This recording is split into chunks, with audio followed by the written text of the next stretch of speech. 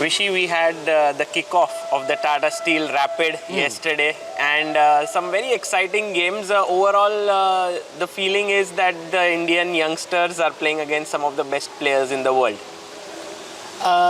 Yes, though I like to keep reminding people that Indian youngsters are amongst the best players in the world as well.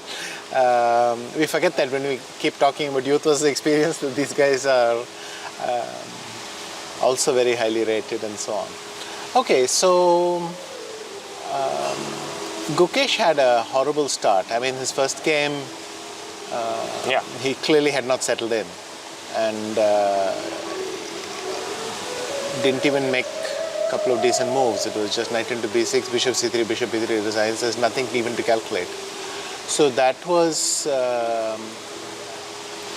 a horrible start, but then, you know, he pulled himself together and beat Parham. Yes. And, you know, then his tournament stabilized. And then he was dead lost again against Arjun. Yes. So that was an interesting rook ending. Wait a second. There was this pawn on b3, and like, do you think that was winning, like when he had an extra pawn? Arjun. Oh yes. So what happened was his king got marooned in the thing. He calculated the sequence precisely, but there was no need to blunder this pawn. And at some point, he went king d1, c2 to defend the pawn, and then he gave the pawn anyway. And he looked a bit out of sorts in this game. And it happens sometimes. You're just not in the right state of mind, and you make one move, then you make another move. It's a very strange state to be in. Then Arjun walked into this, then he tried to rush back with his king. Right. And it wasn't a trivial win. It looked much easier than it was. At some point, Arjun could have won with rook e4, g3, rook e3 back, and then rook f3. Because what happens then is the white king never crosses the f file back home, so to speak. But once that didn't happen, he escaped, and he didn't panic in the last position, because the pawn on h3 is the best thing for white. Yeah.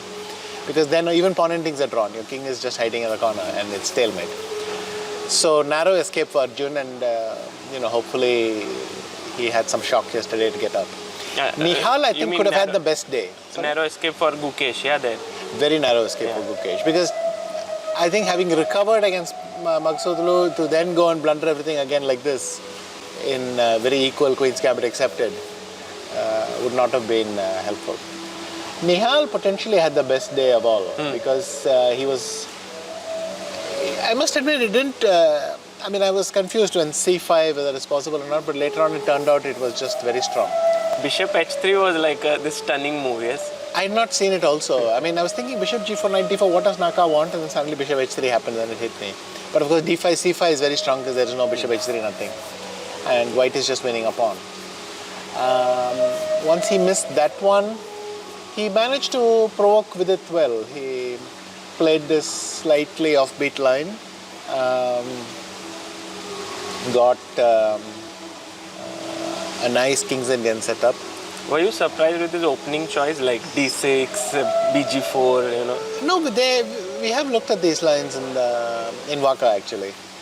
I think Gayevsky or Sandeepan did a class in this thing. So they've done some work here. And, you know, solid, good start. Arjun as well. He... I think his Abdusattorov, this French defense game was like very smooth. It looked very convincing. Yeah. It looked like black knew what he was doing and white didn't, which is surprising for Abdusattorov. And in the end, he showed some blitz tactics, you know, a6 check. If you, you know, bluff. Right. If you blink, then there's a pawn on a6. But Arjun coolly took it, came back, pushed all his pawns. He made that bit look very easy, but I didn't understand Abdusattorov's pawn sacks. Some of them looked a bit haphazard. But you have to know your lines confidently, and that was good for Arjun. And then he played this finally, B3 move with it, one B3 and some yes, blundered a piece. So Arjun had his own narrow escape before.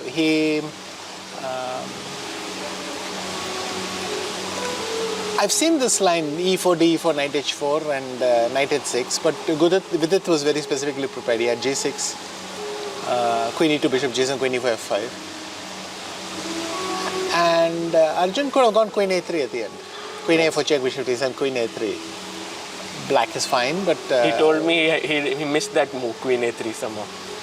Yeah, I or guess he thought that with it blundered, like he said, he thought he's winning just. Yes, that's also possible. But then he thought Bishop G7 was winning. There's this idea in the Queen's Indian where Black plays Knight C3, White goes somewhere Queen H5 attacking the F7 pawn, G6, Queen H3 defending the Bishop, Bishop G2, Queen G2, and now you can't defend C3 and A8. I've seen some idea like this. And if he had seen the idea, maybe he would have seen Queen A4, A3 defending the Bishop. But then he was resourceful. He played Knight B5, Rook D1. One of Arjun's main strengths, I think, is that it's nice to say you're winning or you're lost, but you can still, not only can you still make moves, you have to still make moves. And Arjun is very good at this. He made good moves. He played Rook B7, Knight B5. He had this pawn on A5. He squeezed what he could out of it. And GF3, Rook D1, King D1. Vidit missed one. I wouldn't say go so far as to say. Actually, I would say effortless win. He could go Queen C6 somewhere. Yes. Instead of pushing the pawn on the way. Instead of C3. Just Queen C6 somewhere.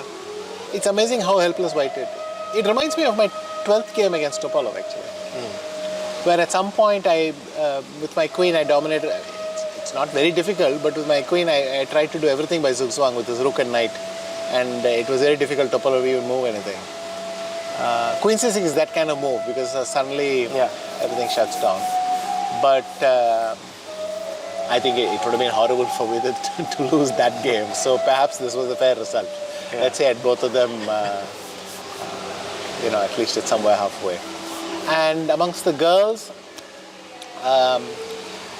Vaishali.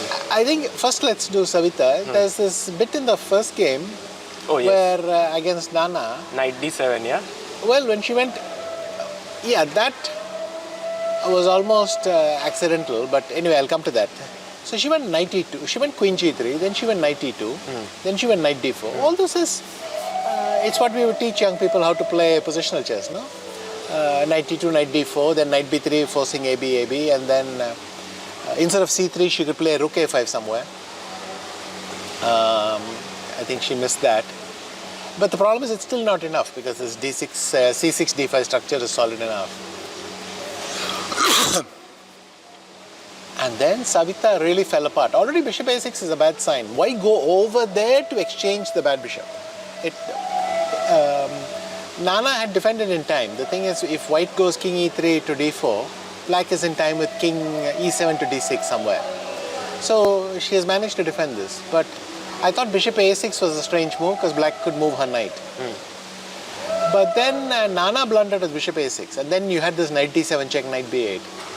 Knight A6 is a blunder and then Nana escapes with Rook B7. In fact, it's already slightly unpleasant for White because that Knight on E8 is coming to B5 and C4. And then next 4 or 5 moves, what can I say? Savitha lost 3 pawns on the king side. It's too much. Yeah. I mean, she was just 3 pawns down at some point. So I thought she got upset or lost control and then blundered away. Second game against Vantika, she played really badly. I think the opening itself was a failure. And the third game, again, I think she showed some courage and stability to play a recent game.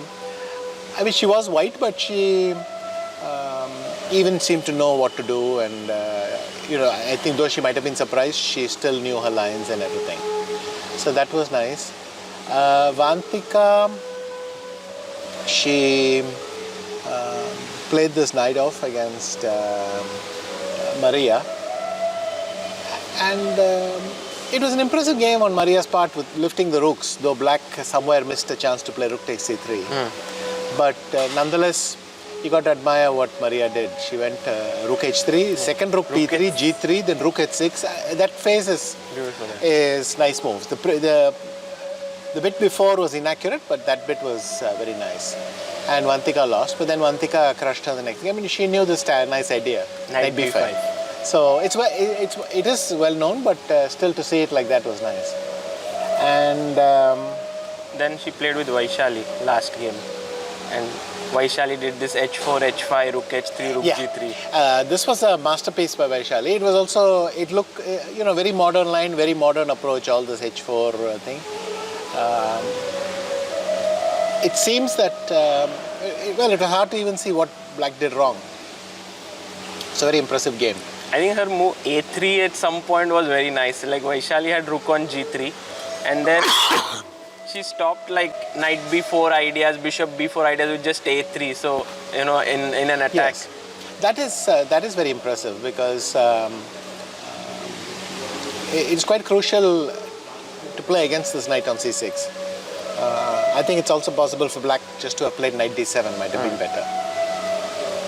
And Vaishali, what were her 3 games? Vaishali played first exchange Slav with Harika, and then she attacked. Yes, this was a very nice game. Yeah. I think Harika underestimated g4, g5, and then after b4, it didn't look very convincing for Black. There were some interesting moments. Vaishali went queen f3 somewhere. Computer actually recommends queen h5, queen g5, queen h2 with the idea knight a4 and some row. Okay, this is nice detail. And I think Harika showed that she can play these positions very well, and even though her opening wasn't absolutely up to scratch, you can see she's very experienced. She's done all this before, so she managed very easily. Then this win against Vantika was very impressive. In between, she played with Zagnidze. Yes, of course. Vaishali was doing absolutely fine when she played b5 and all. She was very active, and she must be equal in many ways. Maybe she was even better somewhere. It looked very smooth. The only thing is, when there's a knight on g4 and pawn on d5 like this, it can be unpleasant. So then you have to be a little bit extra careful. I think all experienced Grunfeld players have had this, where they think everything is going great on the queen side, and suddenly some accident happens on the king side. So it was for Vaishali, but so I think that was a tough loss, but clearly Nana is in great shape, and she's very, very strong. So a reasonable result overall.